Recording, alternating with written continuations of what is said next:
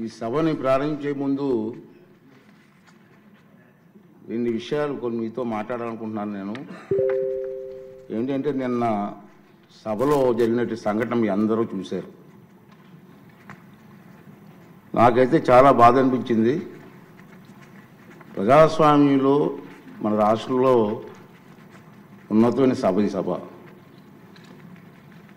ఆ సభకి ప్రసంగించడం కోసం ముఖ్య అతిథిగా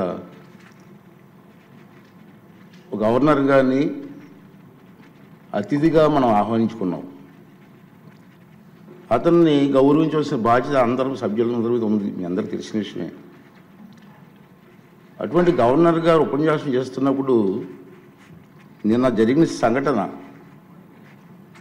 సభ్య సమాజం సిగ్గుపడవలసిన విషయం నేను భావిస్తున్నాను. నిన్న జరిగిన సంఘటన మీరు కళ్ళారా చూశారు, మీరు అందరూ కూడా, మీరే కాదు ప్రజలందరూ చూశారు. ఒక ముఖ్యమంత్రిగా పనిచేసిన వ్యక్తి, ఒక పార్టీకి అధ్యక్షుడిగా ఉన్న వ్యక్తి, పార్లమెంటు మెంబర్గా కూడా పనిచేసిన వ్యక్తి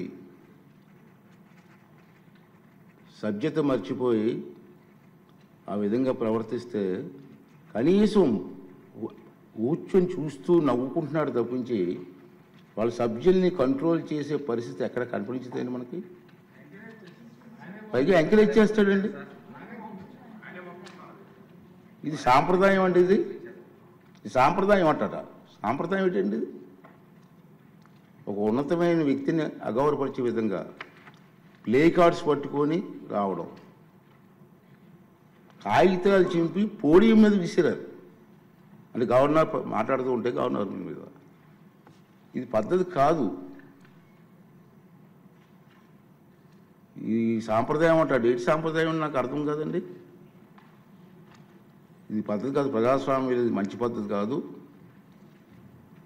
పైగా అతనికి ఆ ఆలోచన లేకపోయినా పక్కనే ఉన్నటువంటి సీనియర్ మెంబర్ బొత్స సత్యనారాయణ గారికి కూడా ప్రోత్సహించారు.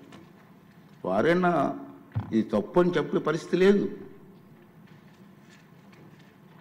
ఇటువంటి సంఘటనలు రాబోయే రోజులు జరగకూడదు అనేది నా తాలూకు ఆలోచన విధానం. మీరందరూ కూడా గమనిస్తూనే ఉన్నారు.